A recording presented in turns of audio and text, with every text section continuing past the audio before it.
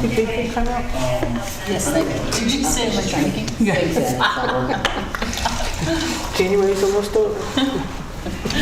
Try martini.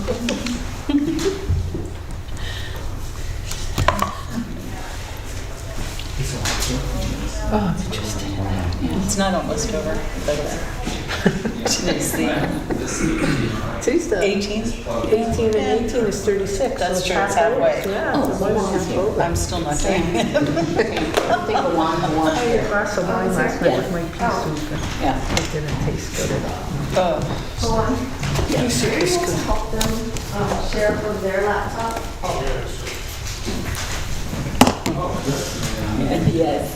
Are you all set? Okay. Thursday? I guess so, yeah. I mean, I'd like to call the Schenectady City Council Committee meeting to order for Tuesday, January 17th, 2023.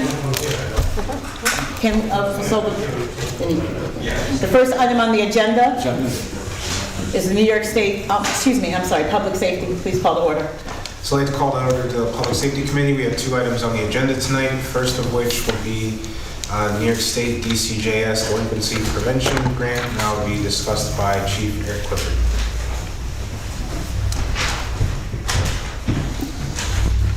Thank you very much. Schenectady Police Department is seeking legislation to accept a grant from the New York State Department of Criminal Justice Services.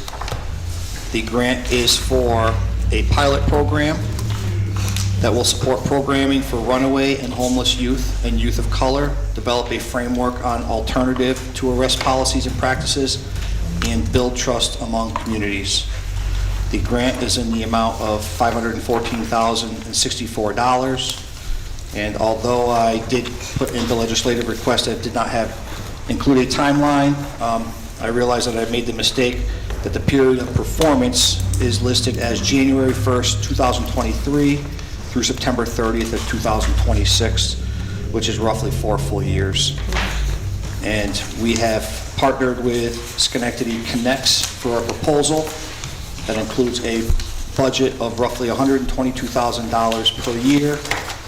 That budget is dedicated towards wages for the youths, salaries and fringe benefits for the staff at Schenectady Connects, $15,000 a year for police overtime dollars, and then programming expenses and some administrative and indirect expenses. I will open up for questions at this time. Any questions, comments from the table? Ms. Patrick? I would just say that it sounds like a wonderful program, and I love the aspect of being able to get our youth employed. I support everything that was in the grant in terms of then it, is one less opportunity for them to be doing something that perhaps they shouldn't be doing, and at the same time learning such amazing skills for future employment. So I completely support it. I think it's great. Thank you. Questions or comments? Oh, Mr. Grant. Yes, Chief, so we're talking about 10 youth, 4 years, over 4 years. Looking at the attachment here, proposal. This is a 1-year estimate here. This is a 1-year estimate. And it's over for 4 years? For roughly 4 years, and it's a rough budget right now. It's not in solid. That's why it's a little bit short. I believe that comes to like $488,000. 10 youth per year. And it will cover 10 youth 10 weeks. per year. That's the target. So And you mentioned 10 weeks per year? No, that, you want to come up? yes. Sergeant Linier was delegated this, so he has more information. As the chief said, that's a fairly rough budget. So it would start out casting a wider net through referrals, through the police department. So if those individuals deemed appropriate for the program, that number of 10 would be 10 youth to go through the program for a full year of wages. So, that's just a rough budget. But if those 10 youth were employed for the entire year through the program, that's what that number reflects. I just want a clarification. Thank you. Ms. Porter? So you're planning on 10 youth, and we know that we have people that fall off. So what would the plan be if, like, let's say, like a quarter of the way through, you lost a couple youth? Is there a process, will there be, I'll just ask you, if some of you fell off like halfway through, a third of the way through the program, and you're not at 10 any longer, is there a plan for that? Yeah, so the referral process, you know, it's the youth that qualify, you know, violent offense, low-level nonviolent offenses, you know, within the school district, they would all be eligible to go to the program. So, you know, I try to maximize the funding to support a program that was currently in place. So, you know, there's a lot of youth that's eligible, but again, that factors the 10 youth that go through the program. If one youth falls out, there's plenty of other eligible candidates to take their place. Is it your only recruitment through the school district? Well, primarily it will be school district kids that come to the attention of the police, or pre-arrest diversion program. Okay. But my hope would be to obviously limit it to our community, so they would be you know, school students. Okay.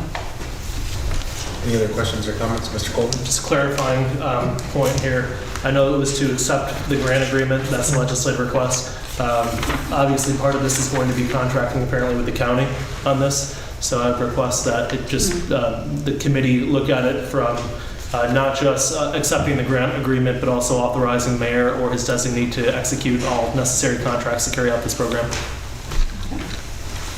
Makes sense. Thank you. So thank you, Chief, for your time. If there are no other questions or comments, I ask the motion. So moved. Second. All in favor? Aye. Thank you. Thank you. Thank you very much. The next item on the agenda will be a presentation for the school bus stop armed camera safety program, and that'll be delivered by Ms. Porterfield. Thank you very much. So we have some folks here to actually do a presentation on this. For those of you that haven't heard about the program, it's to, you know, to create a more safe environment for our youth as they're getting off the bus. You'll hear more about what the statistics on bus accidents when children are trying to get off the bus and how this can help with that.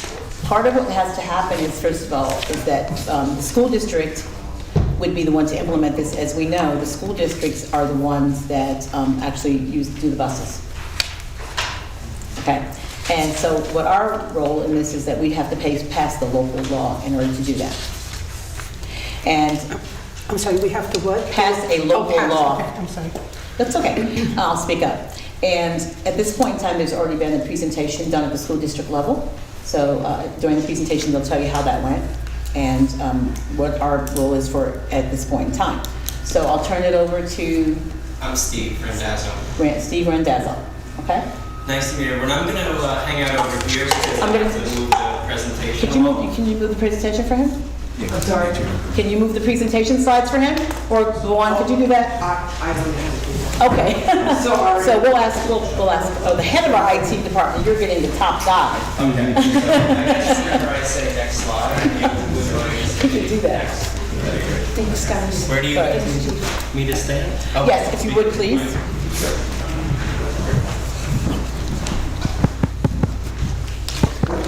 You can do that. That's really for the audience out there. Okay. Okay. Hey everyone, so I'm Steve Randazzo. I'm the Executive Vice President of Bus Patrol America. In a past life, I was the Deputy County Executive of Suffolk County, New York, down on Long Island. And I'm a father of 2 young kids and just really passionate about transportation safety and school bus safety. So back in 2019, late 2019, the folks in Albany passed a law that enabled municipalities all across the state of New York, counties, cities, towns, and even villages, where all you have to do, well, there are a few steps, but at the city level, you basically have to enable the legislation locally. So there's sort of the state law floating out there that you know, city councils, for example, through the state legislation can bring to the city of Schenectady through some local action. Next slide, please. So I do want to tell you a little bit about Bus Patrol. So there are a few vendors in the space, but we have a pretty unique mission. We believe it's important to put this safety technology when communities do choose to embark on it, to make it available to all students on all buses. So our mission really is in line with that philosophy that we want to make the ride to and from school safer for all students and communities. So what we do is we outfit school buses in communities with artificial intelligence enabled camera systems that help monitor traffic with respect to school bus stopping laws. So essentially, if a car right now passes a stopped school bus, they more or less are getting away with it because it's just generally now not how we police our communities. You almost have to be unlucky in a sense to have a police officer sitting behind the school bus, witnessing the incident, and then going after the driver, writing him or her a ticket. So this is a really efficient way to enforce this really critical law and help students when they're getting off and onto the school bus. Just ensure that that's done in a little bit of a safer manner. So we look at this as an interesting place to invest in because I went to school back in the 90s, and from what I hear from folks who went to school back in the 80s and 70s and 60s, that the school bus really hasn't changed all that much. They maybe added some seat belts, but other than that, it just hasn't been a place traditionally that we've seen much investment in. So this is a really exciting opportunity that New York State has afforded communities to add some wonderful safety technology and help us make the road safer in the process of doing it. Next slide. So I just want to tell you a little bit more about Bus Patrol. So we are the #1 provider of the service across the country and particularly in New York. So our customers already across the state are places like Suffolk County, Rockland County, places down in Orange County, downstate New York, Dutchess County, Albany County, Nassau County, Monroe County. We were just recently awarded the contract. We're implementing it now. We're up in the city of Niagara Falls, city of Rensselaer County, and then awarded the contract in the city of Buffalo. We're implementing city of Jamestown and city of Northtown Wonder right now. So it's really kind of spreading like wildfire in a sense. So we've had a couple of preliminary conversations with the mayor, and as President Porterfeld mentioned, we did a presentation for the school district leadership. My understanding is that the transportation leadership is very supportive because it's just a great opportunity to make the road safer and to help kids in the progress. So next slide. So I just want to talk a little bit about the problem, take a step back. So school buses are actually the most widely used form of mass transportation in the country by far. There are over 500,000 school buses roaming around America every day. And that represents roughly 26 million student riders. And over the course of the last 10 years, we have seen over 100,000 school bus related injuries, over 1,000 fatalities with respect to school buses. So certainly a problem that is statistically backed up. And if you could just go to the next slide, please. So what you see with respect to the way school bus drivers and parents see this situation is, I don't know if anyone has a school bus driver in their family or if you know one, but ask them if this is a problem and they will tell you unequivocally yes. So, and a lot of parents share an experience that I hear from community to community around dropping their kids off at the local school bus stop and seeing lots of cars whiz past and just blatantly disregarding the bus. And I think that's happened for a number of different reasons. I think one, people are just more distracted behind the wheel than ever before. People are texting and driving. People are just distracted behind the wheel in general because cars are built with lots of bells and whistles that are kind of distracting us. And then lastly, this just inefficient sense of enforcement. That compounded over years and years and years, I think has led to this pervasive driving culture, reckless driving culture around stopped school buses. People just don't, if you're late for a meeting or, you're just don't want to stop for those 30 seconds while the kids are getting off and on, You look around, you see if there's a police officer, and if there isn't, you tend to whiz off. So school bus drivers are actually asked on an annual basis to manually count with their eyes how many passes happen in like a given period of time, maybe a day or two. And then that's aggregated up at the state level and then even the national level. So it's estimated that in the United States, 17 million illegal passes every year. In New York State, the governor's traffic safety board estimates that roughly 50,000 illegal passes are happening every day in the state of New York. So it's a pretty serious problem. Next slide. Here's some footage from actually some neighboring peer programs in New York that permitted us to share with you tonight. So this is a problem on single lane roads, on multi-lane roads, on roads that have opposing traffic.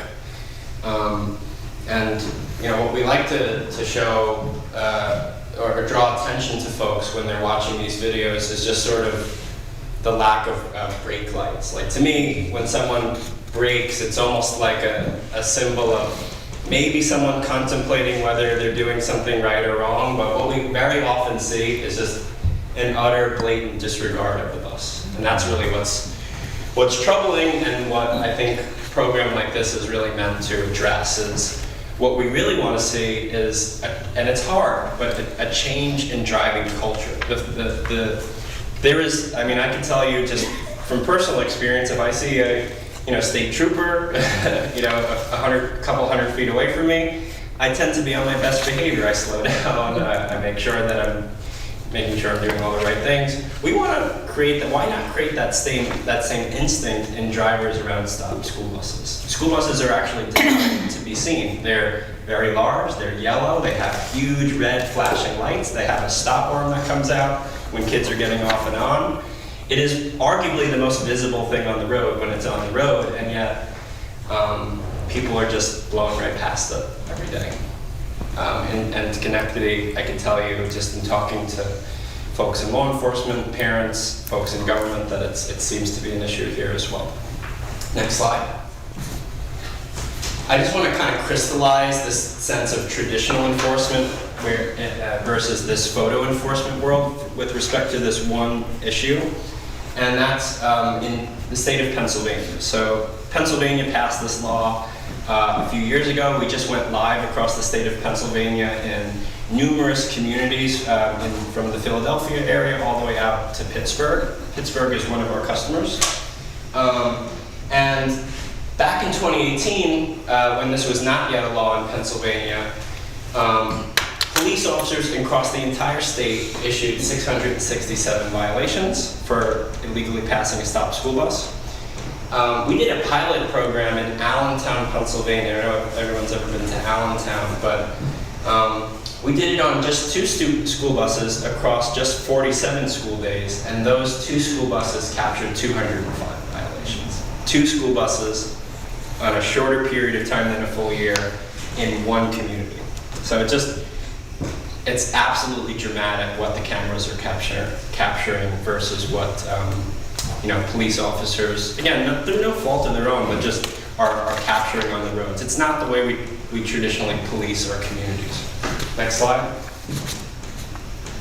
So, unfortunately, what really led to a lot of states enabling this legislation to permit photo enforcement on school buses was a tragic incident in 2018. In the state of Indiana, a family actually lost 3 children to an unspeakable incident where a car illegally passed the school bus.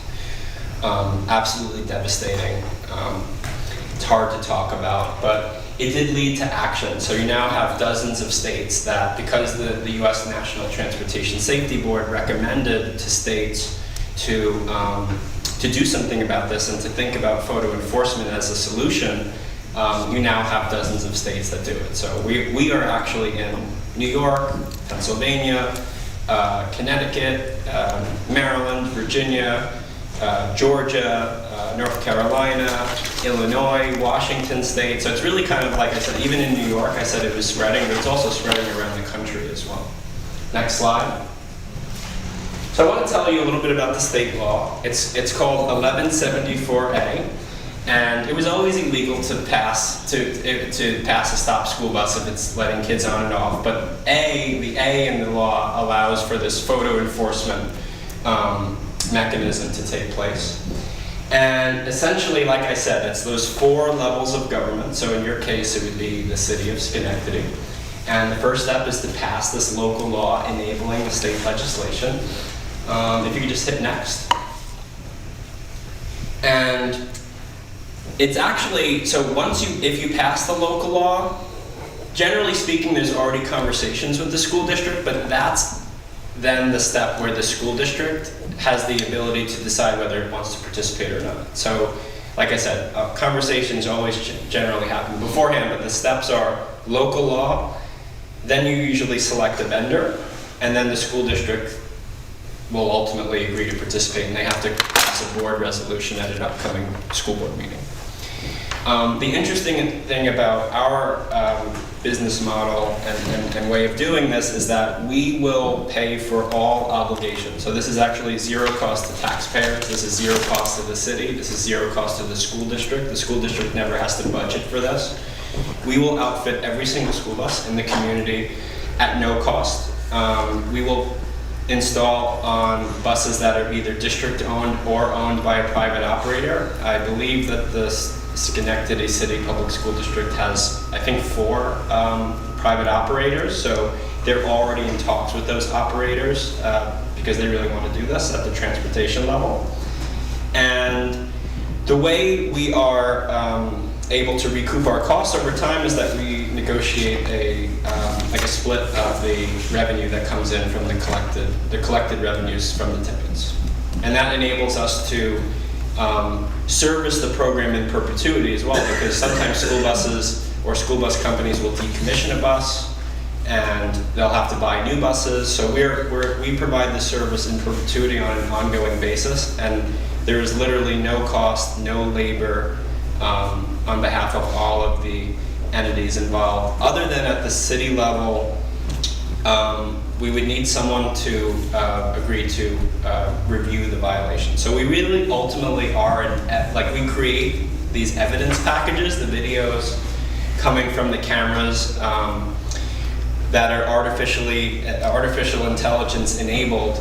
They're the ones that collect the video, and then it's reviewed by a human level review at our team, for quality assurance purposes. But then ultimately it's sent over the cloud to, in your case, the city for review. And it is not required to be a police officer. New York allows civilians to be approvers of these photo enforcement violations, but it's really up to the city and your discretion about who would be the ones making that final decision about whether to issue the ticket or not. And then we support the back-end effort where we pay for the mailing and the printing and the postage, and we collect the revenue from the violator, and then we send it over to the city. And then even if someone wants to contest us, we also support the contestation process. We help with the scheduling and the docket preparation and the evidence preparation and the expert testimony in the event someone wants to contest us in local court. Next slide. I do want to show you what the technology looks like. So it's not very invasive. It's just installed on the outside of the school bus. It's painted yellow, so you could really barely notice it if you didn't really know it was there. And it's essentially monitoring traffic in the very narrow use case of when the school bus is stopping to let kids on and off. So the cameras are really wonderful. You've probably heard this term artificial intelligence thrown around a lot, but it's actually incredible how efficient the artificial intelligence is. It's actually gotten to the point where they say it's 11% more accurate than a human being. And it's because it's monitoring traffic on an ongoing basis, it actually gets more intelligent over time. So we expect our artificial intelligence engine, who we call Ava, kind of like Amazon has Alexa, we have Ava. Ava is monitoring traffic and just can discern really well what a stopped car looks like, what a bicycle looks like, what a car in motion looks like. and is just really efficient at helping Bus Patrol create these quality evidence packages for communities like yours to review, to hold drivers accountable who would endanger the life of a child. Next slide. And we really feel like knowledge is power when it comes to our programs. Like if you look at this very simply, like the casual observer might say, you're just a ticketing platform. We in no way really want to position ourselves like that. We want to be your community safety partner, where we're doing this all across the state already, where we're providing the data to schools and cities on an ongoing basis about where are the hotspots in your community, because that should be an ongoing conversation with the school about how you plan your routes in future years, right? If we tell you that this is a dangerous location, right? Like if we gave you the top 5 or top 10 most ticketed locations in your community, you should take that and it should foster a conversation about, well, maybe we should move the school bus stop here or over here to make it a safer journey for the student getting on and off the bus. So we provide that to you as a standard service. We provide data in line with just some of our other contracts that we have in place with local municipalities across the state. Next slide. Next slide. So here's another distinguisher about Bus Patrol. And so the way the revenue flows, I do think it's worth spending a second on that, is that it actually flows to the city. The school is not clued into the revenue per New York State law. And the school, generally speaking, in my experience all across New York and the country, generally speaking is really just happy about the safety. But what we like to do to really make this program about comprehensive school bus safety is we will offer the school district no charge internal cameras for all their buses. So, in just preliminary conversations with school district leaders and transportation leaders locally, this is really viewed as like a game changer because, in the event there's a bullying incident or a fight, I think there are limited internal cameras on your city school buses, but I think there aren't folks who are super happy about the quality of those cameras. So these cameras are HD, really, really high quality, and we're paying for them and servicing them on behalf of your community in perpetuity. And there are different ways to access the footage. First, the transportation director or the school leaders, call it the principal or the superintendent, would have actually access to all the school buses from a live feed. Secondly, there's a way in the event of emergency to go pull the footage from the school bus using they call it a dongle, and there's a little tablet that goes along with that. And then the third way is, let's just say there's an incident on bus 7 this morning. Someone says, there was a fight or a bullying incident. The district could contact us and we can just send them the footage from 8 to 8:05, which really captures that full picture of what happened on the bus, and send it to the appropriate school official for review. So right now, from what I hear, that is not the experience that the school transportation leadership has. So I think from that perspective alone is really makes this program worthwhile for the school. And the beauty of it is the enforcement program helps fund this. This is why when we put the cameras on all the school buses, and again, no cost to taxpayers, no cost to the school district, no cost to the city, completely 100% violator funded, it enables this pool of resources to become available to fund really wonderful additional technology that we provide at no cost to the district for being part of the program. Next slide.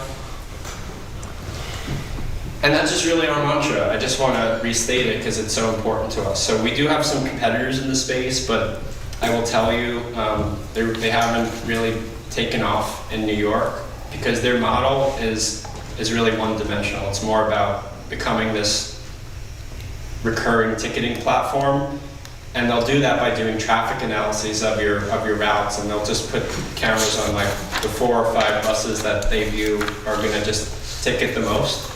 We feel like, how are you going to tell a parent that your kid didn't get the safety technology because you didn't make the city or the vendor, enough money. So we feel like the most ethical, the most efficient way to go about this is no child sort of left behind, so to speak. No kid or no parent should have to be told that you didn't get the safety technology provided to your bus because of revenue reasons. So we subscribe to the philosophy that all children should be afforded this safety technology bar none. So schools are really gravitating towards that model, and we really stand behind it because we believe in it. It's part of our values. Next slide. What I will say is, in my experience both as a Suffolk County official and now rolling out these programs all across the state and all across the country, is that public education is critical. The ticket, of course, it hurts in the wallet a bit, but it's also a form of education, and you definitely learn your lesson once you get one. But we like to create an environment where people are really given a heads up that this program is coming. So what we'll do is we'll work with the city to design public service campaigns and press opportunities, and we even work with the school to send out parent letters so that essentially everyone in the program and the city knows that this is coming. We don't want this to be viewed as a gotcha. We even, in the first 30 days of the program, and this has become a standard for us across New York, is we won't even issue a monetary violation just with the city's permission. We would say for the first 30 days, let's just send warning notices out so that the folks who are not accustomed to being held accountable for this sort of have that one last sort of heads up that this is coming in a month. We provide wonderful educational materials even at the student level because we feel like students even have a role to play in here as well. So we have age-appropriate content for young children, for middle school students, and even for older students who are going into driver's ed, because we just really want to ingrain this in children very early to watch out for the bus. I'll just tell you that I have a younger brother. I'm the oldest of 6 children, actually. And my youngest brother happens to be on the autism spectrum. And in the special needs world, some students with autism, there's really this, they call them runners. There's this like instinctive trust in the bus that when the stop arm is out and the red lights are flashing and the bus is stopped, that a lot of kids they're not looking, they just run across the street, and particularly students on the autism spectrum. It's known in the disability rights community to be an issue. But I will just tell you that, I like to pull out my phone for special effect, but you very often see lots of kids just sort of walking across the street like this, staring at their phone and not looking. So whether it's a student with special needs or not, there is this instinctive trust that kids have when the bus is stopped that we really want to make sure that cars are on the side of caution when the bus is stopped. For those few moments to make sure the road is safe. Next slide. As you approach, So this is a PSA we did in Suffolk County. what should you do if you were in this car or in this car? New York State law says that in every case, you need to stop. With cutting-edge camera technology, Suffolk County is launching a program that can serve as a national model for school transportation safety. Stop for the bus. It's New York State law. For more information, visit suffolkcountyny.gov/schoolbus. So we created a landing page so that there's public information available, and we did it in multiple languages. We did radio ads in Spanish radio down on Long Island.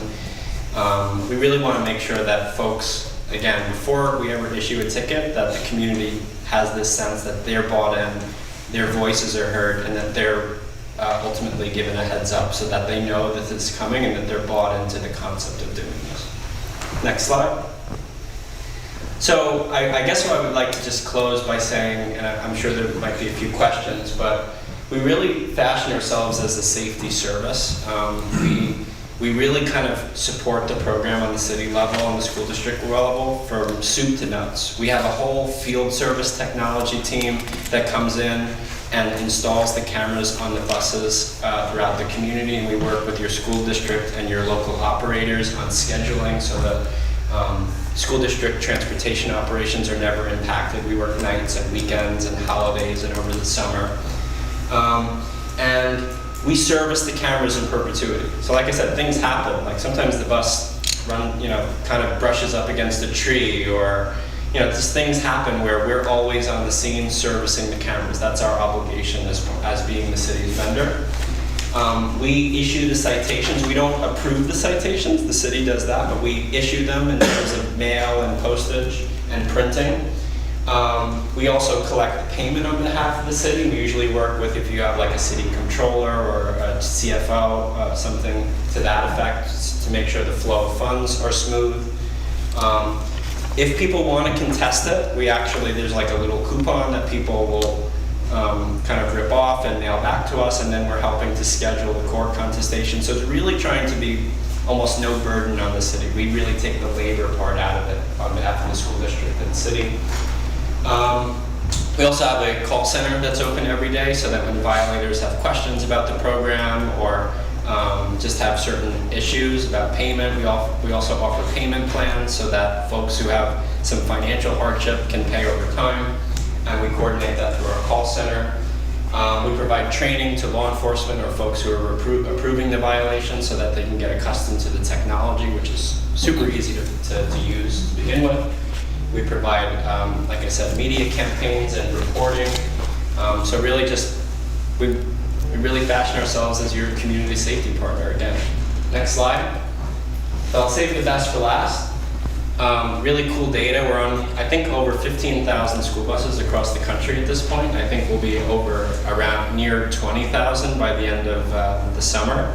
But across all of our programs, about 98% of folks who receive one violation in the mail never get a second one. So really dramatically low recidivism. And our sense is that because we do these full fleet deployments, it really sends a strong message to the community that this law is now going to be enforced in full force. And once people know that that's the case, they generally kind of change their behavior. And that's what we're really proud of ultimately, is that behavioral change, that instinctive behavioral change around the way people behave around stop school buses. And the last slide, please.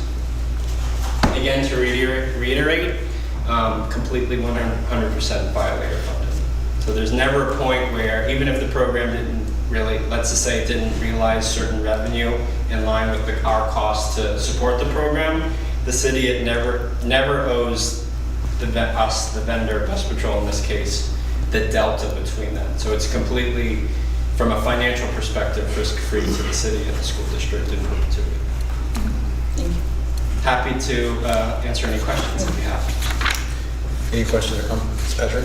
Yes, thank you very much for your presentation. You did actually answer some of my questions during your presentation, and we certainly know that change in driving culture has to happen. We've been talking about traffic safety and other traffic calming measures throughout the year, but this is a huge issue and one that I think all of us, understand and see. This happened quite a bit. The contract that's in the packet that we were given indicates that the city would be responsible for all the costs. I don't think you were given a contract. I think you were given Well, I mean, a draft. the sample, yes. a draft, it's a draft, it's just a sample language. So I just want to clarify that all we have to change, because I'm hearing what you're saying there. Thank you. The language that's in here reflects what is in 1174A. Okay. That is what is in the law, the New York State law. Gotcha. Certainly the city would be on the hook, but we can always contract out any way that we would like to make it, cost effective for the city. And obviously there are other factors that would come into play potentially in terms of, the technology being used, in terms of a competitor who may take, potentially a lower cut, so to speak, in terms of what would be best for the city. Okay. Yes, but you're right. The language in the state law says that the cost is borne. I think really it's to distinguish between being borne upon the school district versus the municipality. Okay, I got that. Okay, thank you very much. The state law, I'll clarify, never permits the school district to go out of pocket. So in theory, the state law is written in a way that says the city has to compensate the school district if it has any cost. But what I'm saying is, as bus patrol, is we take that proposition out for all parties and we bear all costs for the program. Okay, so a couple of things. So the automated enforcement, I want to hear a little bit more about that, because that was one of my concerns reading this, just in terms of staffing around some of the redaction of the video. I guess I call it video, and it's probably not called video in AI cloud world, but I'm an old school person. So when you talked about your staffing would be the first look at the video, at the infractions, and then you'd be sending us something. Does your team do all the redaction of the video in terms of other license plates and other, exterior? Again, that was in part of the state law around that as well, but. If I can just touch base on that first. These vehicles are out in public, so there's no need to necessarily redact because you see a license plate, you're seeing it from public view. And if we're using it for, prosecution of a violation, we wouldn't provide that redacted in any event. Okay, all right. Everything here is public. All right. I'm not an attorney, so I was just Right, you're reading seeing the it state from the law. public. There's no privacy concerns explicitly related to this. Certainly somebody could potentially foil for certain types of video, which is separate from the discovery that we would have for a prosecution. And even that wouldn't be redacted because it's all being seen from the public. There's nothing in the private setting here. So the violation goes to the registered owner of the vehicle. So really the camera's job is to capture a clear picture of the license plate. And they're actually in 1174A, it talks about how the cameras are not to be used for any other purpose. And they also have to be destroyed within, I think, a 30-day time period or 90-day time period. So and just to tell you about our staff, they're certified, we're SOC 2 compliant, so we have the most stringent of cybersecurity protocols, so we've never had a breach. But our job again is to produce quality evidence for you to review, and then ultimately once a driver is either held accountable or that ticket is dismissed or you disapprove it, it essentially goes away and is destroyed. So the automated enforcement, again, that I just want to be really clear in my own mind, so that all is coming through you, it sounds like, right? I mean, or the you're issuing cameras, the tickets. We're creating the evidence package. The cameras are capturing what's happening on the road, and then we have a set of quality assurance agents who are just checking Ava's work to make sure we send you a completely quality evidence package product, and then ultimately that's in line with the state law standards and the standards you impose on us, and then that's transmitted over the cloud through essentially like a portal. So we'll give, let's just say you assign folks from the Schenectady PD to review these, I'll just say hypothetically. We would give each officer a unique login where they can log in from their computer or even phone, where the queue populates every time more violations are ready for them to review. So they might show up one day, 8 o'clock in the morning, and there might be a queue of 20 potential violations for them to review. Okay. Once they finish that, it might populate again later in the day or the next day, depending on what's happening on the roads. Mr. Frederick? Yeah, so first, I want to second my colleague. We definitely see that this is an issue, a very important one. So I just kind of want to get more clarity for myself as well. It's like, so you're saying that this is 100% violated funded, and that is the technology and the installation, or is that your entire company model? Or essentially, yeah. I mean, it even go down to probably my paycheck. Like our company has its revenue come in is through these programs, but we partner with communities, cities like yourselves, and school districts, depending on the way the state law works. And that varies from state to state, but that's a sort of our business model, is that we feel like we're coming into your community, and we're not trying to sell you cameras. Like, we're not a hardware reseller. We think this best works as a service because, in theory, the school district or the city could buy cameras, and then you could hire staff to install the cameras, and then you could hire staff to service the cameras. You could hire staff to review the footage. You could hire staff to lick the envelopes and print the postage every day and collect the money.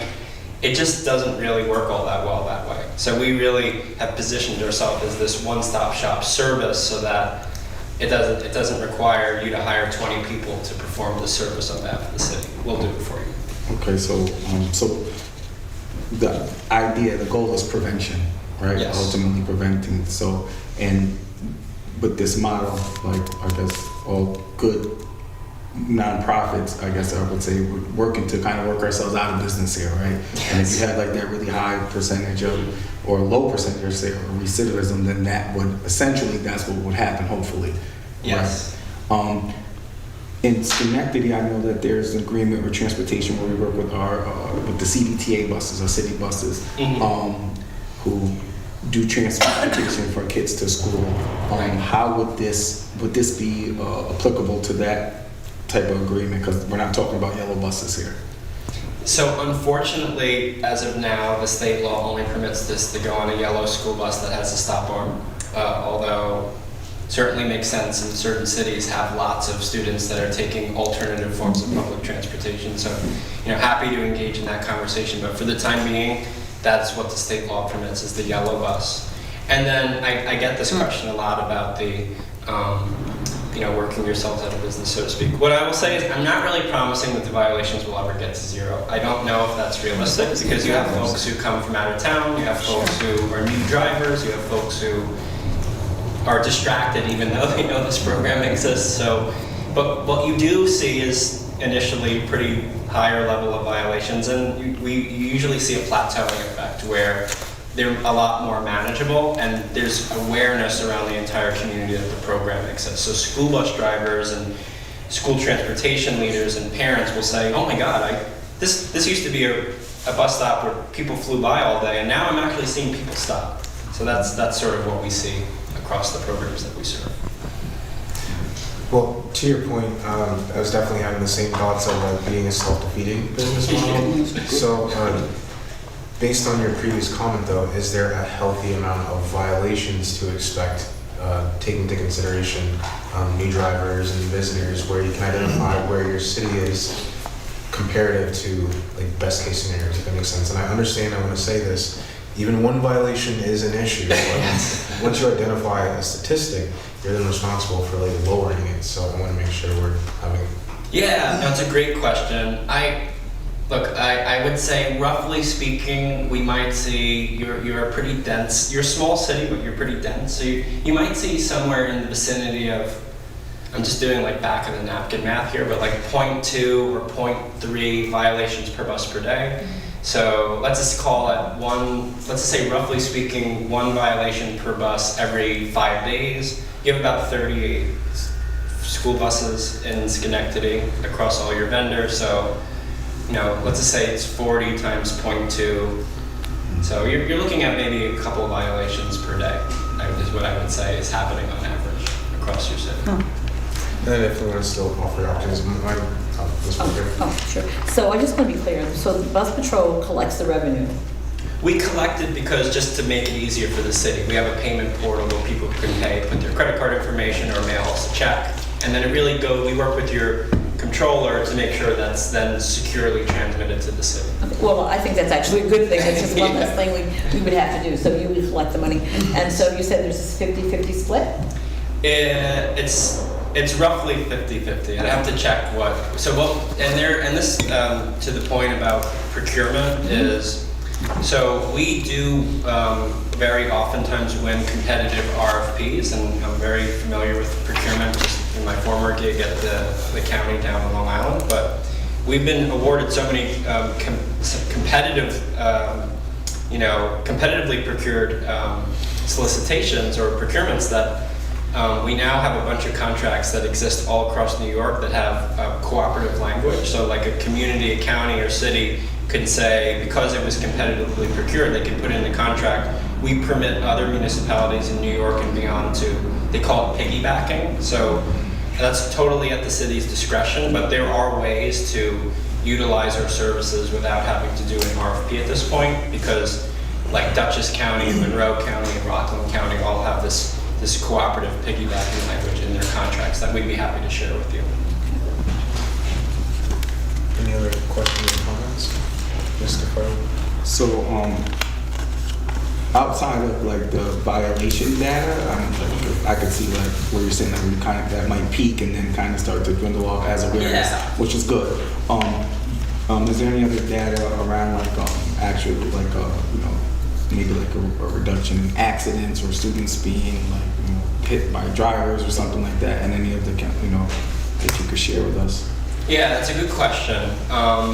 And I can dig back with my team to try to get you something. I can't really speak to Schenectady specific statistics.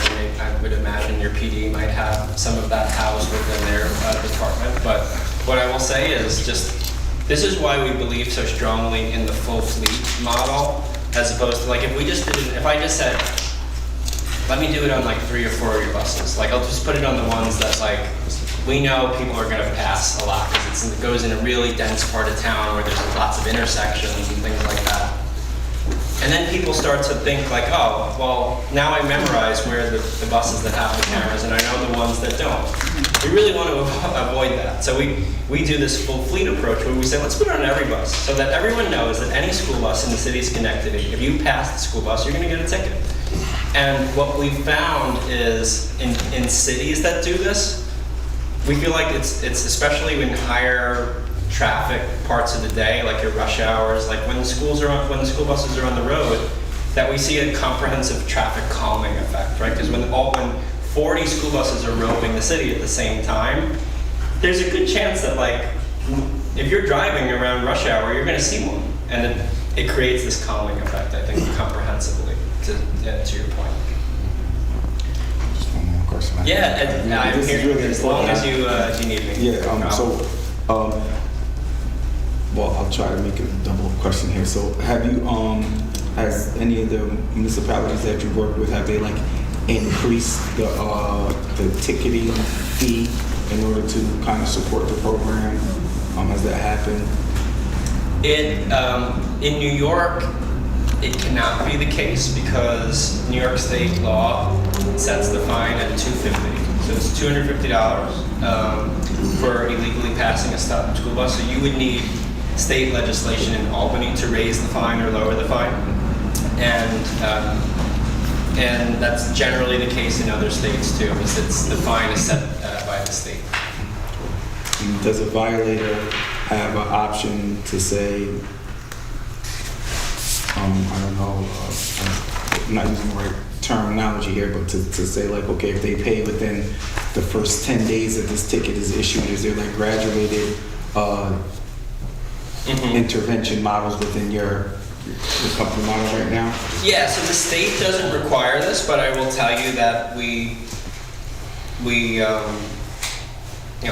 want to make sure that people are afforded the opportunity to pay over time if you have a financial hardship. So we have built in our system a mechanism for someone to request a payment plan. So I think it's might be like 4 or 5 or 6. I'd have to get back to you on that, but I think it's like a few payments over like a few months span. And we're very accommodating when it comes to that. But that is not required by the state law. That's something that we specifically do. I think you had another part to your question too. Yeah, it was just around like, the law was like I was a little fuzzy on that. Is this footage, can this footage be used for any other purposes outside of traffic infractions or violator? In other words, like who has access to this footage, and has law enforcement or any other agency contacted you to use this footage for anything other than that? So New York State does not permit it to be used for any other purpose. Even the school district is not, in the state law, 1174 is not permitted to access the outside camera footage. They can use the inside camera footage because we're giving that to them as being part of the program. But the outside camera footage is only for us to send to you, and then the city has certain designated officials who review it, whether it's law enforcement or civilians. And then I would say in the rare circumstance a true crime is committed and like a judge orders that the footage be turned over, like there are really high levels of standards and protocols that need to be followed, I have seen it. Like I have seen an incident where a child was actually hit by a car, had a $100,000 medical bill, and PD actually found who that driver was because it, a $250 ticket probably wasn't enough to hold that person accountable. So we've had very rare instances where legitimate crimes are committed, and through proper legal protocols, the footage can be obtained on a very limited basis. Mr. Rivera? Thank you. Thank you for presenting this to us. Very important topic with safety for students in our school. We have received many complaints through the years about school bus and users of motor vehicle. Couple things I want to touch on in terms of man hours. I've seen some section here deal where the city has to review the violation, the city has to enforce it, Yes. and then somebody has to certificate, sort of affidavit of statement of the document is true, and then it has to go to court, and our city staff has to defend that in the court. Now, we have to take into consideration that all those little bits is going to factor in for us a lot of manpower from the city, and we know for a fact that we are shortage of staffing right now. So if we want to implement this, we don't want to implement it, and then we don't have the staff to review these documents, then it becomes useless. So we want to make sure that your company, you are working with the city to make sure that we have adequate staffing to enforce these. And if your agency can help the city in terms of how do we work, collaborate to enforce these and something like that. The other question I want to talk about in terms of court. If this were to present to court and the judge were to say that the person pleaded guilty and was to reduce the fine, do you have accommodation for that? Okay, great questions. So your first question is, and I get this question particularly like from a lot of police chiefs, because it seems like, oh my God, like we don't have someone, someone's gonna spend hours doing this. What I will tell you is, one, we will pay for that. If you need to hire someone or you need to repurpose a portion of someone's day who works for the city, whether it's at the PD or a civilian, we will reimburse you for that. So you're never coming out of pocket for the administration of the program. Second, in our experience across the country doing this, generally speaking, 1,000 school buses in a community requires one full-time equivalent. So you're probably looking at someone at the city needing to spend at most maybe a couple hours a week, and I would say it's probably going to be less than that to really administer this program. So very light lift.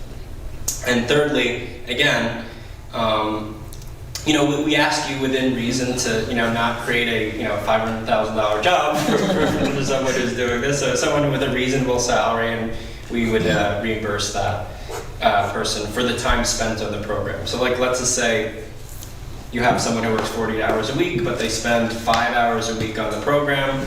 We would reimburse the city for 5 hours a week for that person's salary. On the back end, with the administration in terms of defending the citations in court, like I said, we provide all the requisite court support. So we schedule it, we do the docket preparation, we help provide evidence for the city to defend the citations successfully. And that usually winds up being a pretty de minimis cost, just to defend it in court. Usually we'll have like maybe a monthly traffic court where the city will tell us this is the day we're doing bus camera tickets, and you'll give us time slots and we'll slot people in so that people know when to come and when to show up. I've even seen courts do contestations over Zoom across New York as another option to make sure that people don't have to, maybe take off a whole day of work to go to court. The second part of your question was the reduced fine penalty. Okay. So that is our interpretation of that is that is not supposed to happen, because the way it's written in New York State law, I think it's some distinction between whether the law calls it a penalty or a fine. but whatever they call it in the state law, 1174A, judges are not supposed to have the discretion. However, you have a lot of elected judges in like little towns and villages and cities and counties all across New York. And I actually have seen some judges doing that.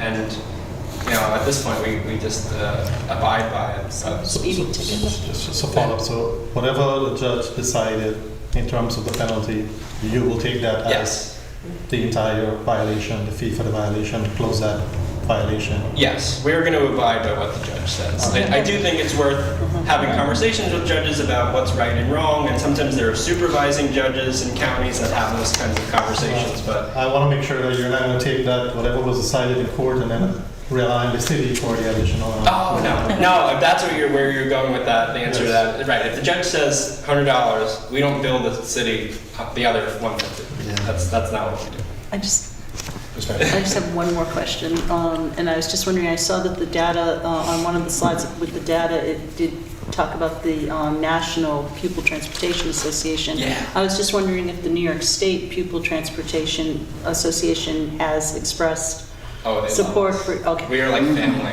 We go to all the Oh, okay. NIAPS meetings. I'm in Albany and all the conferences Yeah. and just talk. I'm not sure who off the top of my head who your local NIAP rep is, but like they know Bus Patrol really well. They're actually the ones who are like on the front lines in Albany Okay. getting the law passed. Like they were the ones who got it over the finish line. Okay, thank you. Yeah. David Christopher. Oh, is Dave Christopher's here? Okay, well we love Dave. Well- Yeah, Dave is the executive director. I was saying I don't know who I know you have Al. Al is your transportation director in Schenectady City Public Schools, Al Bank. She's a great guy.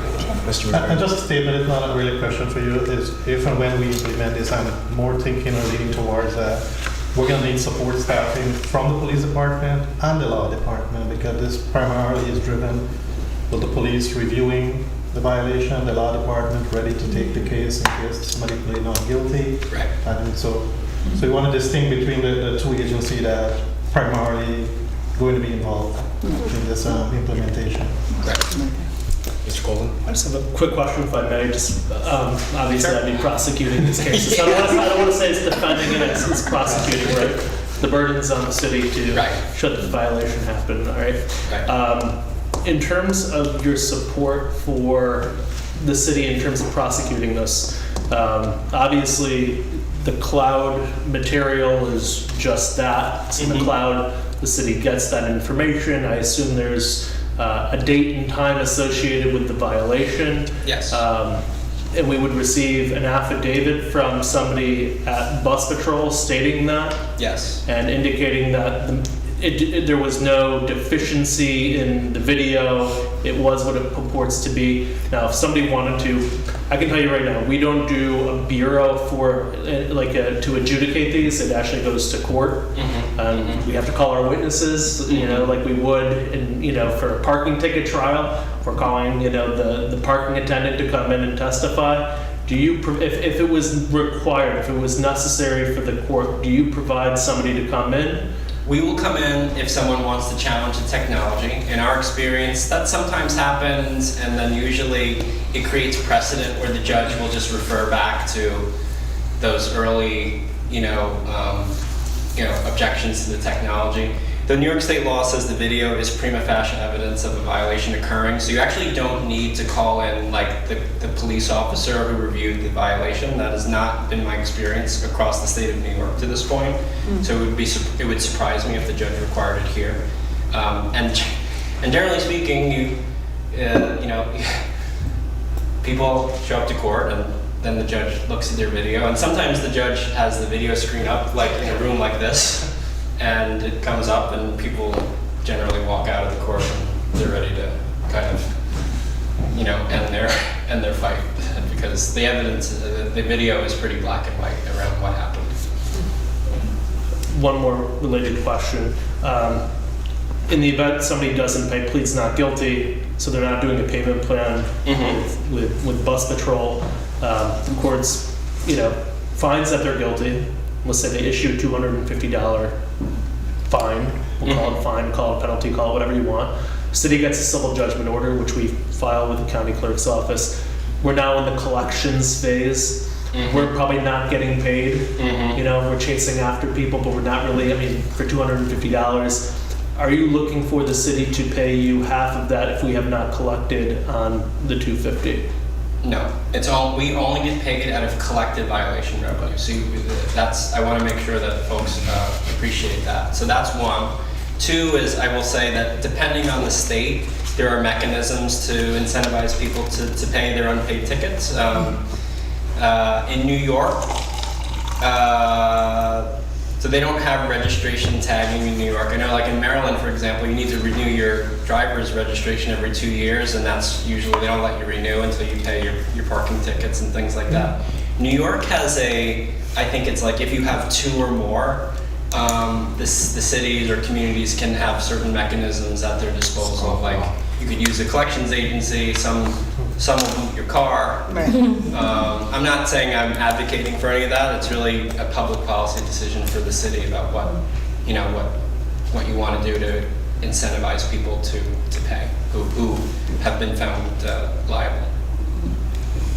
Any other questions or Ms. Porter? I just want to get this really clear. Sure. You talked about so that you would reimburse us for the costs that we incur, whether it be staff or all of that. Correct. But I want to be clear. Let's say, do we get 50% of what's collected regardless? Let's say we get 50% and our costs are lower than that. Are you determining our reimbursement based on what we use? Or is it exactly 50% of what's collected? So our standard deal, I want to just be clear, is generally 60-40 in our favor. 60-40 in our favor. And it's because it's really expensive to operate this program. And we really are providing all the staff, really just soup to nuts. So I want to be upfront about that. Sure. That's our, you can foil all of our contracts or we can provide them, but that's our contract in places like Dutchess and Monroe. And so, but there's no, I think what you're talking about is not what we do. Whatever it costs you to administer the program, we make you whole for that. So, but of course that's in good faith, right? Like I said, it says, even if you have to, like, for example, like, let's just say you don't have a place for the reviewers to review the violations and you need to do desks or computers or furniture. Like, we will support those administrative efforts as long as they're reasonable. All right, that's my question. Thank you. If there are any other questions or comments, how would you like to proceed, Ms. Porter? So I know, my understanding is that the mayor is aware of this, that you've spoken with the mayor, so I'm not sure where that is at this moment.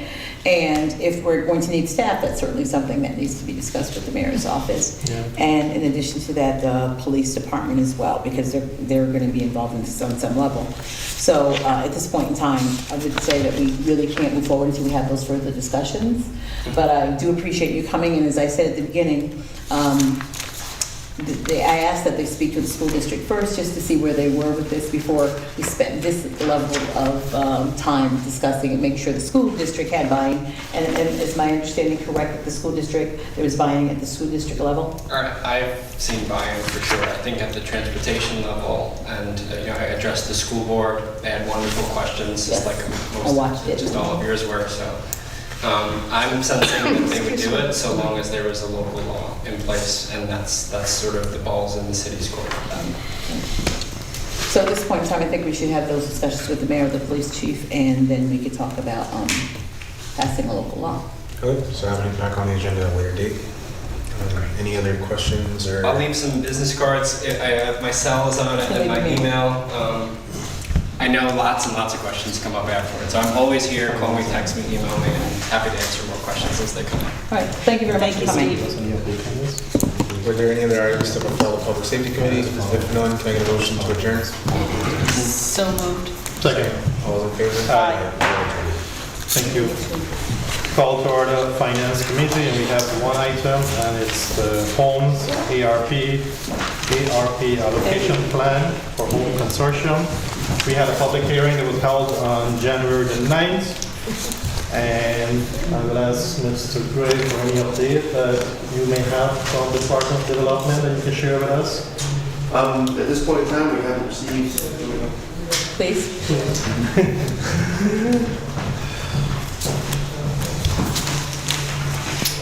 Yeah. At this point in time, we haven't received any public comments. We've come up with a tentative plan, it's on our website, on how we intend to categorically allocate the money. The next steps for our purposes will be to work with CARES to get an RFP process out, which agencies can apply for. Thank you. Are there any comments from my colleagues with regards to this? Thank you, Mr. Graham. Seeing any comment, may I have a motion to move this forward? Second? So, Ms. Diop said that we didn't need anything. Well, we didn't need anything at this But point, there's right? just one clarification. Oh, we have to wait on the maternity? Oh, yeah, okay, got All it. right, so we didn't need to take any, No action is needed. All right, any other business or finance? May I have a motion? Second. All in favor? Aye. At this time, I'd like to call the order of government operations. We have 4 items on the agenda. The first one being regarding the frequency of collection of white goods, and that is Mr. Paul Lafon. Good evening.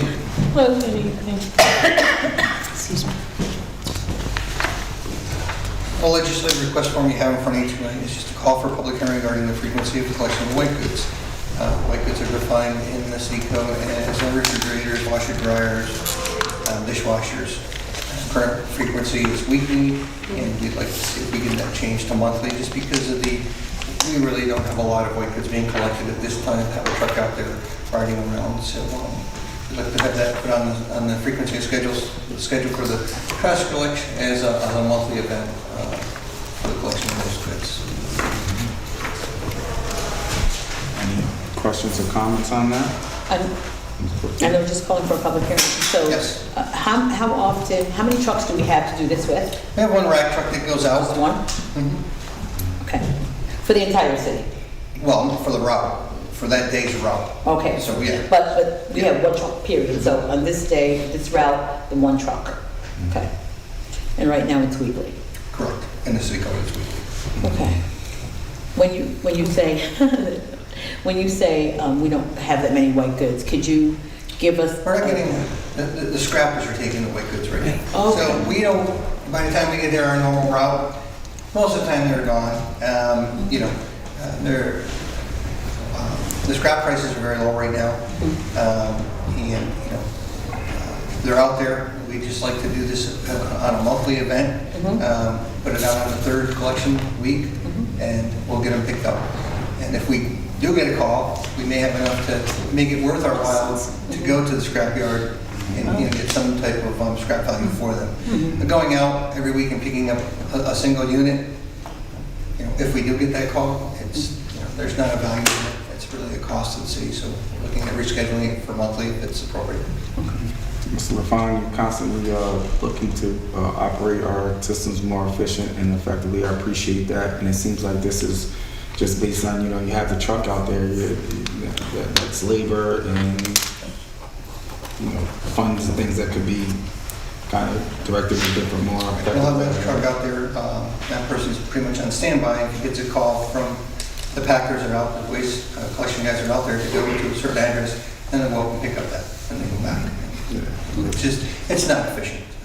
We can do, when that pickup for that month, we can go out and collect, truck full if they're out there for us. It's efficient, but to do one whole day, it's not efficient. Ms. Patrick and Mr. Terrell. Did you? I think you had your hand. Okay. 2 questions. One is, how do you plan to communicate this out in terms of that it would be once a month instead of weekly? And the second part of that is in giving up garbage schedules in my neighborhood. It's actually on the garbage schedule. It is on the garbage schedule, but people were contacting me back and saying, what's a white good? So I know those garbage schedules are so packed with information. But the white good is listed in the city code currently, and if you go to the city code, you'll know what a white good is. The only reason it was brought up is unfortunate because we mentioned it. Yeah, on the card, yeah. We brought it up. Yeah. And people do call in, we do explain what the white good is, we do refer them to the city code. But right now, we are picking up weekly because obviously we had a schedule that we had to meet to get the new 2023 cards out. Right. So we did put it on there. It's a circle white good pickup. So once we go through the public hearings, everything is approved, then we'll be on that schedule. But we had to really start the schedule back, late November to get it to the printer to get it Yeah, out. no, I get it, yeah. They're like gold when you hand those. Seriously. You answered most of my questions, but again, thank you for your efficiency. And this will actually help the scrappers and cut down on them every night in every neighborhood, rummaging through, waking people. So I think it's a great idea. But, Maybe we can. Well, they're gonna wake you up more, they're gonna have more now. well, it's just gonna be once a month now. It might make it worth our while to take it to the scrapyard ourselves now. Yeah, seriously, Oh, yeah. I have a So we get a full trailer. truck in the day, we'll keep that truck loaded, we'll move that to the scrapyard. Nice. And scrapyards, actually, they just send the check to the city of Schenectady's finance office. So, The scrapper's gonna beat you to that because you're up during the night. But, so my other thought is that in terms of the word white goods, I mean, why don't we just say stoves and refrigerators? Because It's a whole, and then, like in parentheses or something, so people have an understanding. I mean, I get it, but and it's not a city of Schenectady term. If you Yeah. look at Albany, yeah, no, I get that's what it. they define, we can call household appliances. no, just something in parentheses. I'm not saying that, just so people understand, clarity is always good. When we do the card again. Yeah, when we do the card. Okay, we have to find room on the card. Yeah, we have to Try find to make room. it small enough so when It's people do so want to crowded. we can get an envelope, get it mailed to them. I'd love that. But there's so much on that card to, then we have to start going bigger. And a lot of people they like the size of the card because Sure. it doesn't take a lot of room on the refrigerator. Exactly. Just two more words, that's all. Good question. So if they put it out on a not white day, will it stay there until the next cycle? That is a No. problem. No. What happens is garbage is supposed to be put out at a specific time, not before a After specific 2 o'clock, right? And we all know, because of our holiday schedule, people do get confused. Good. And somebody will look outside and say, Mrs. Smith just put their garbage out, so it must be garbage. And next thing you know, the whole street's got their garbage out. It's Friday and there's a Monday holiday, so it's out for the whole weekend plus the Monday. We try to be sympathetic with regards to citing people, but, one of the things is, to enforce, because we are in the midst of talking about litter and different things in the city of Schenectady. And the way to, just like we just heard a presentation, if you don't enforce something, school buses and violators, if we don't enforce our own codes, it's never going to change. So unfortunately, law department and I were talking about some things with the city codes with, on or before a certain time and not after, to have garbage out there.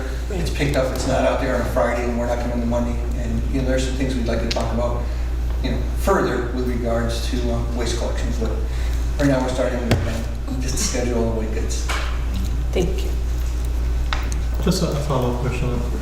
So if someone were to put out the white goods on a regular garbage day that is not designated for white goods, they will receive a violation. They will receive a notice. A notice. Yeah, Of and violation. it is going to be a violation. It's a violation. They're going to have to pull them back in their yard. And one of the other things we've talked about is, when we write a nuisance violation or they have so many days to correct that violation. Well, if you put your garbage out 2 days early, and you get 3 days to correct the violation, you didn't put it out 2 days early all the time because you're never going to get to the violation. So there are some things we have to look further in our trash collection regulations in the city code to make some changes that will help the city overall with litter, collection. I was going to say, technically, we do not have to issue a notice of violation when somebody's in violation when it comes to matters that Mr. LaFawn just referred to. Just going to have it where we've issued, where an employee, one of the SNAP guys will issue a notice of violation. As Mr. LaFawn said, you can put your trash out right now after 2 p.m. the day before, right? So if you put your garbage out even the day before that, so 2 days before, after 2 p.m., and we're even let's say it's the morning, 2 days before, and a member of SNAP goes out and issues a notice of violation saying you have 1 day to correct this. Well, you wait 24 hours and it's now after 2 p.m. the day before, you're in compliance now without having done anything. That's the issue now. It's as Mr. LaFawn indicated, it's something we're talking about to address because I think we've all seen this issue where garbage is out too soon and it's a lot of stuff. We're not talking just like a couple garbage cans, we're talking about trash, right? Yeah. Furniture, mattresses, white, these white goods. So we're obviously looking to address this issue, I think, more comprehensively. And it's something that, we're working through to, hopefully at some point come to the council to, for consideration. Thank you. It's a good thing.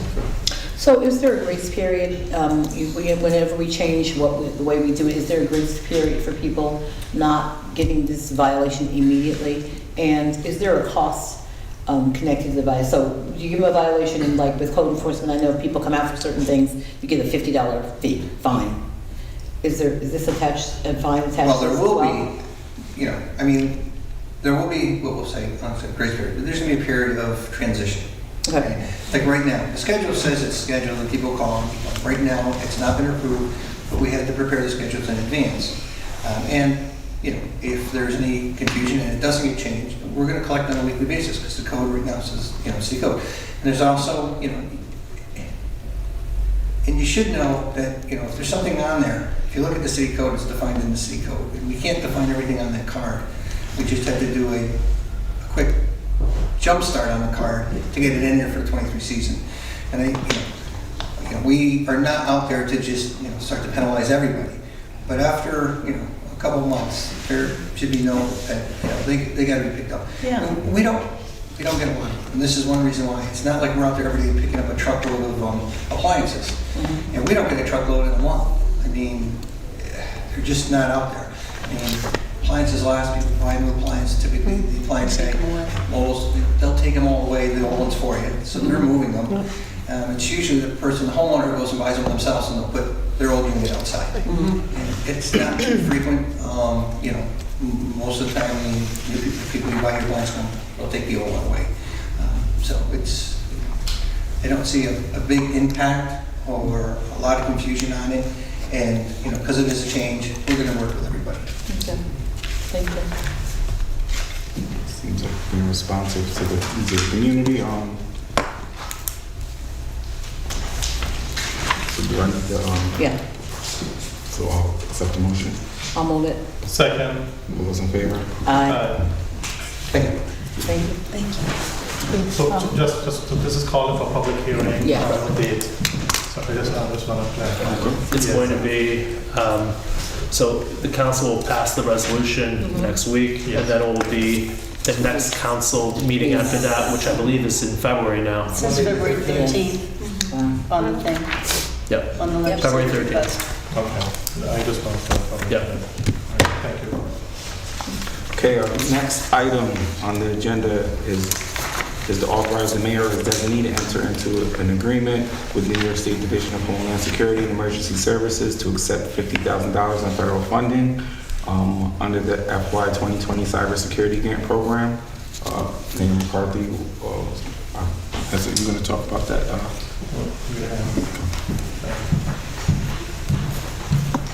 So we received this.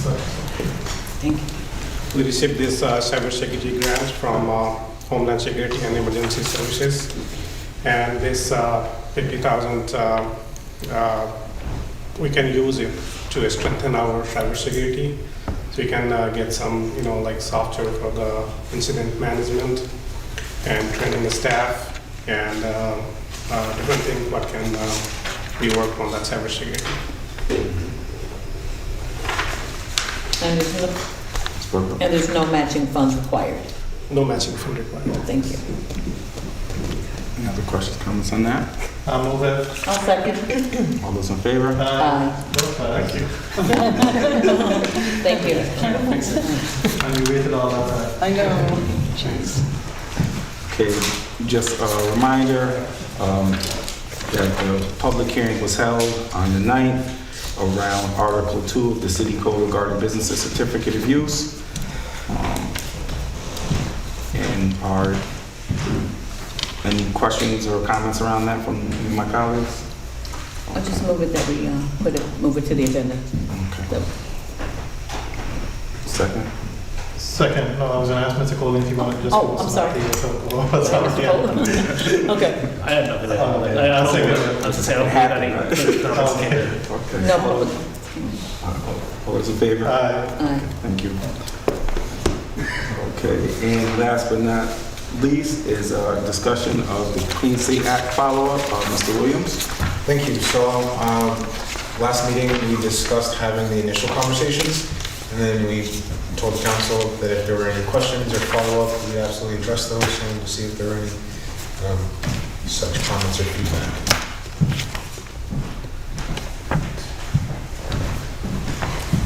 If there aren't any, I would like to make or suggest a motion to do the statement as a board. No. No? No. Did you? Yeah, but any questions or comments before so? Okay. Okay. I'll move it. I'll second it. All those in favor? Aye. Okay, I'd like to make a motion to adjourn government operations. So moved. No other business to come before government operations on the agenda. Okay, so at this point, I'd like to make a motion to adjourn government operations. So moved. Second. All those in favor? Aye. We are adjourned. Thank you. I'd like to call to order City Development and Planning. We have 6 items on the agenda. Actually, 3 are going to be pulled. The first item on the agenda is to request for authorization to purchase sodium chloride 2023 for the wastewater treatment plant. Mr. LaFawn.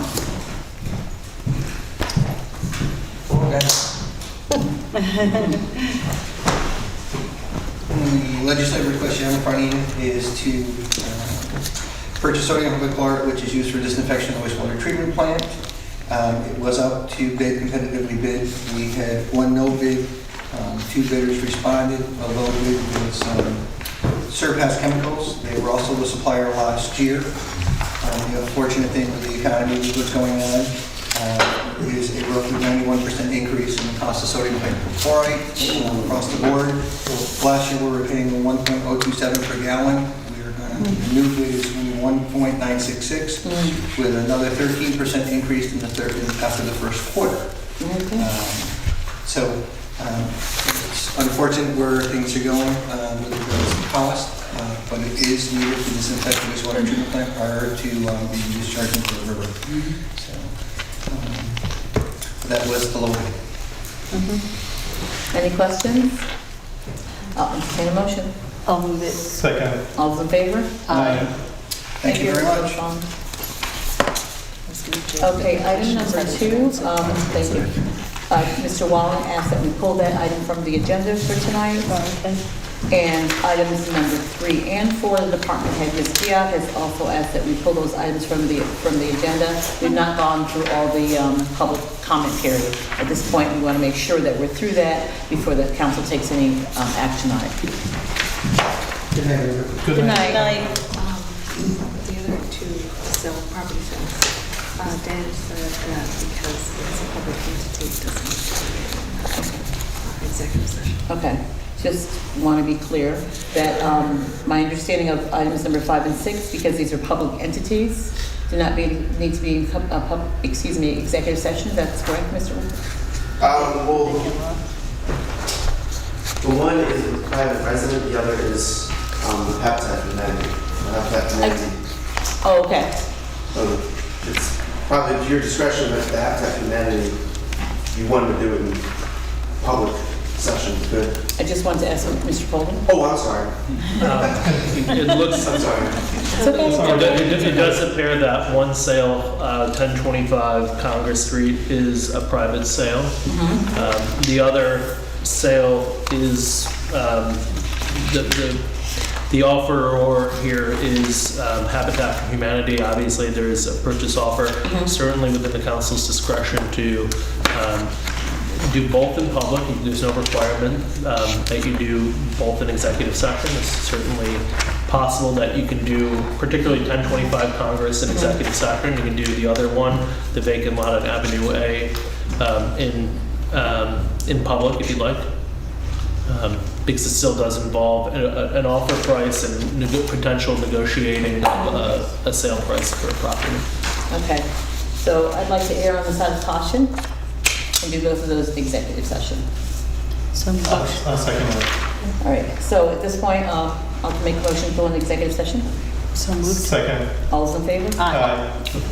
You wanna I'm sorry, we should recess first, I'm sorry, we should recess city development planning. I'll make that motion to recess city Second. development All planning. right, we're recessed.